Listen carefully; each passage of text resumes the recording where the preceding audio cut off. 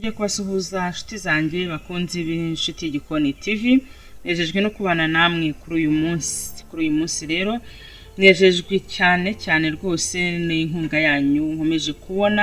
Nukuri mfashe umwanya wo kubashimira mvuga ngo mwarakoze kandi mukomeze gukora, kuko ni mwebwe imbaraga zanjye, ni mwebwe nje sanga, ni mwebwe naje sanga. Rero ndabinginze rwose inshuti zanjye mukomereza aho ngaho, inkunga yanyu ndacyayikeneye kandi iracyakomeje. Uyu munsi rero tugiye kurebera hamwe uburyo bwo guteka umugati. Ibi rero ni ibikoresho ngiye kwifashisha mu buryo bwo guteka umugati wanjye w'uyu munsi. Yewe biragaragara ni bureba, ni igi, ni pakimaya, na amata n'isukari ndetse n'ifarini. Hanyuma ibi ni ibikoresho ndibwifashishe mu gihe ndi gukora igikorwa cyanjye cyo gutegura umugati uyu munsi. Hanyuma rero rwose ndabinginze muntize umwanya, mumpe rwose munkurikire rwose. Ndabizi neza yuko turi bujye gusoza rwose, abantu turi kumwe turajya gusoza mwamaze kumenya uburyo bwo gukora umugati, ku buryo nawe uri mu rugo uzajya ufata umwanya wo gukora umugati bikemera. Rero ni mu kanya nkuko rero maze kubibabwira nyine, maze mbereka n'ibikoresho tugiye kwifashisha mu gihe cyo gukora umugati. Ubu turatangiye. Ngewe rero ngiye kubanza kiremo aya mata, kubera ko uyu munsi ntabwo ndi gukora umugati munini cyane, nakoresheje aya ngaya. Hanyuma nindangiza ndapima isukari ngiye gushyiramo, ndakoresha ibiyiko 2, ndumva birwe bimpagije, cyangwa reka ngire n'agace. Yego. Hanyuma nindangiza nshyiramo ikiyiko kimwe cya pakimaya, kubera ko ngiye gukora umugati ntabwo nkora munini mwinshi. Yego. Nshyiramo ikiyiko kimwe cyuzuye neza cya pakimaya. Yego. Nindangiza reka mbanze mbikoroge bibanze binoge.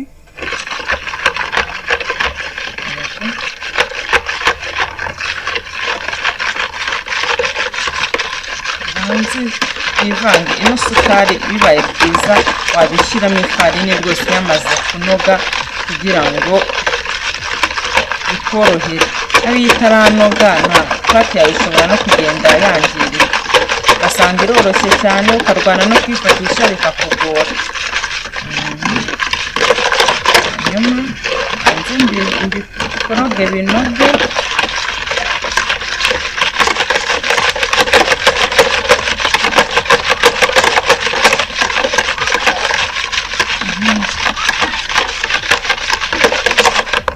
Nshyiramo bureba. Iyi bureba nayiyagishije.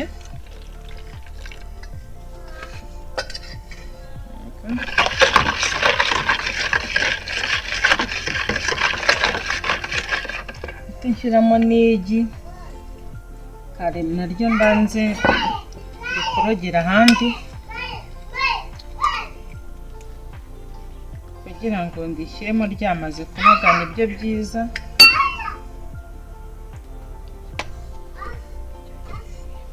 Banje gukoroga igi kugira ngo naryo rinoge, nibyo byiza, kuko biriya byamaze nabyo kunoga ni kubivanga, nibyo byiza, uburyo bigerayo bitangora ko kugira.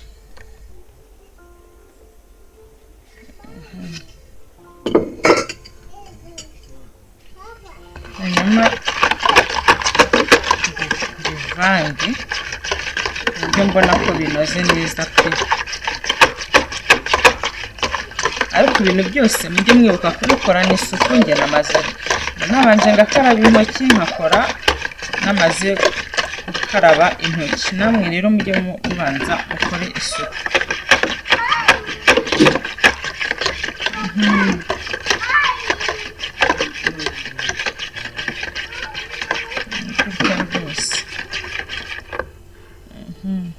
Hanyuma ngiye gushyiramo ifarini.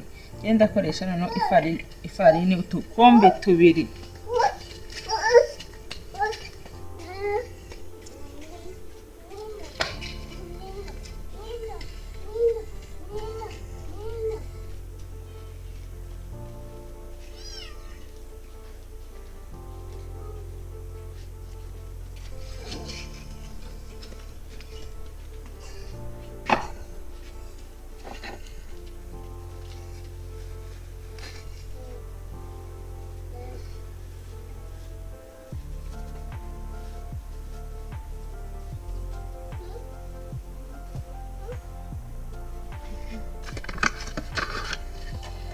nkoreshe ibiyiko bibiri by'udukombe.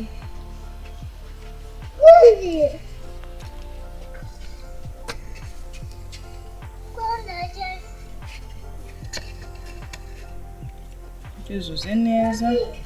Yego, nkoresha udukombe tubiri gusa.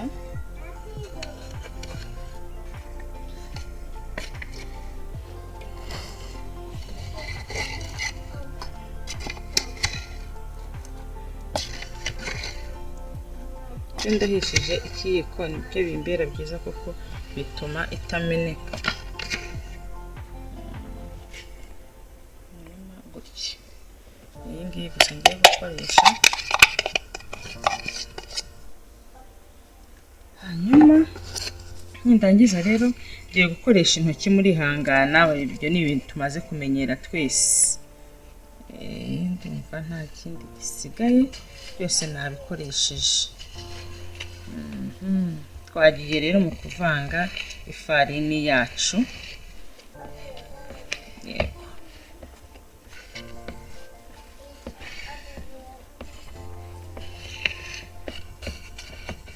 pate yanjye rero yabonetse.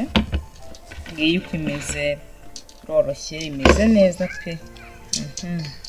Iyi rwose uko imeze iroroshye, imeze neza cyane. Hanyuma rero ngubu tugiye kuyibyimbisha. Tugiye kuyibyimbisha rwose kugira ngo tuyihe n'umwanya ibyimbi. Kugira ngo rero ibyimbe biradusaba kuyiha umwanya nk'isaha cyangwa se iminota 45, ariko byibuze isaha byaba ari byo sawa. Hanyuma rero ni gutya tugiye kwibyimbisha.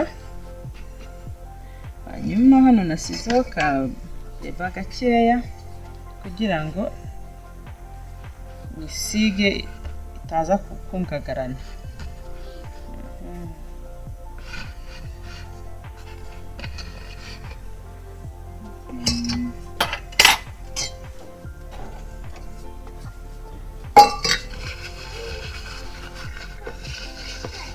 Ugize gutya ntabwo bifatamo kandi birabyimba pe.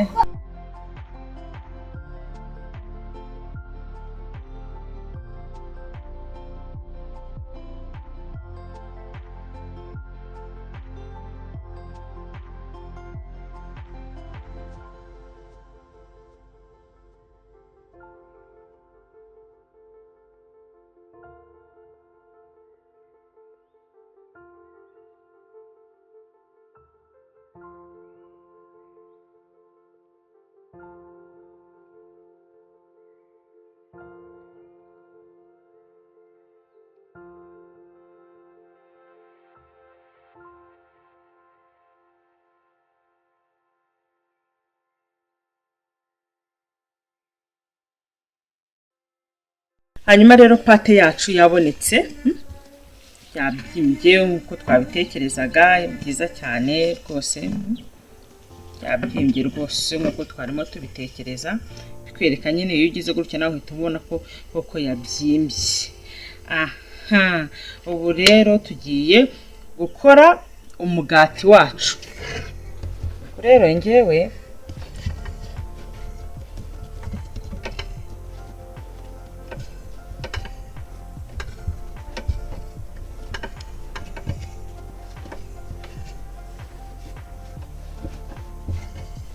urabona ko nubwo wabyimbute urongera ukagaruka ungana kwa kundi wanganaga, ariko buriya ubu maze kubona ko umusemburo wawe wari umeze neza. Ngo twagiye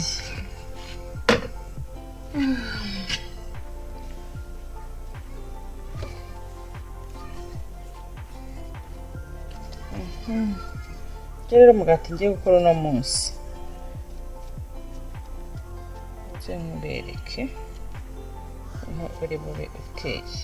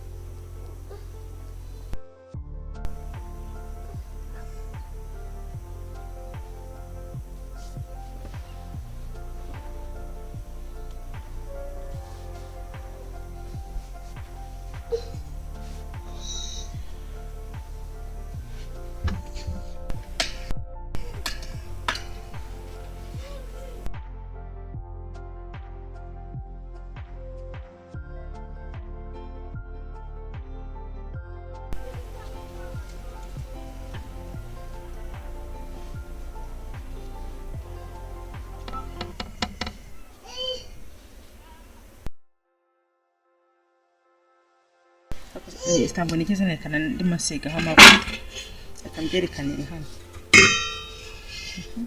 bose bigiye gutuma nyisiga amavuta ukasiga amavuta hanyuma warangiza ugashyiraho muza yawe uko wabiteguye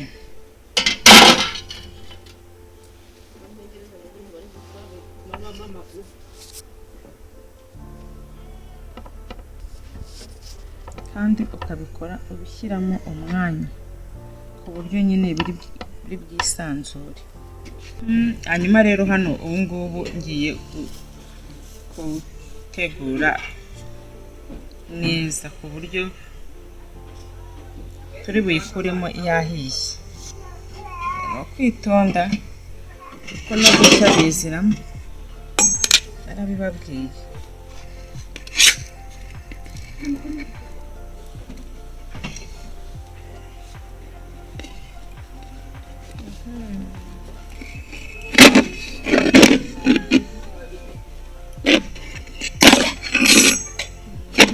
Yego gutya birabaye hanyuma ngahita mpfundikira ubundi umugati wacu rero wahiye urasa neza rwose pe. Nta kindi nakoresheje ni kwa kundi nabikoze mu bireba nawe ubikoze n'ukuri byakunda kandi byagenda neza.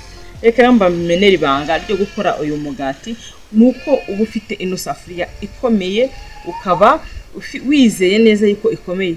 Nshuti yanjye ntuzakoreshe safuriya arizo zose kuko ibasha gupfumuka, ariko iyo ushatse ino safuriya birakunda bigenda neza ukagira urya umugati nawe uko ubishaka ukawukora uko ubishaka kandi nukuri pe. Bigerageze nawe bikore ndabizi ko bizaguhira, bikore ndabizi ko bizagenda neza ugatandukana no umugati kuwugura ntabwo bizakubuza kuwugura, ariko mu gihe nawe ufite umwanya uzaguti uyu munsi nanjye ndashaka kurya umeze gutya, nanjye ndashaka kurya umugati wanjye nizeye ko urimo ingredient nkeneye. Nuko rero ndakwinginze kugira ngo nawe ujye ugerageza kubikora kuko ni byiza birafasha. Nk'ubu sinkiguze umugati reka kandi umugati wanjye wabonye ko bagiyemo ingredients z'ingenzi ku buryo uvuga uti nanjye umugati natetse ndawizeye wujuje intungamubiri. Rero reka dukomeze dukomeze tubirebere hamwe. Umugati wacu rero wabonetse umeze neza urasa neza rwose ni umugati ushimishije ukeye namwe muri kubibona. Umugati rwose usa neza cyane. Rero we twiganye ndakwinginze nawe ubikore kandi ubikunde pe. Dore umugati usa neza usobanutse, nawe ubikore wongere ubisubiremo ibikunaniye umpamagare ngufashe aho byanze. Ariko nifuza nanone kongera kumva abantu bambwira bati twagerageje byagenze gutya, mfasha saha bigenze gutya na gutya. Ibyo bintu ndabyifuza cyane kuko muhita mumpa morale iyo mbwiti nabikoze nagize mpita numva rwose ko hari abantu bakurikiye kandi kuko bashaka kumenya. Rero we tubanye bwa mbere ntaragenda ndakunyuze ukandi subscribe kandi nimba rwose ubona hari ikikunejeje ku kiganiro cyanjye kanda share kanda like kandi ntugende udashyizeho comment kuko comment yawe ndayikeneye kandi akazogera kugira ngo ibiganiro byanjye uko bisohotse bijye bikugeraho.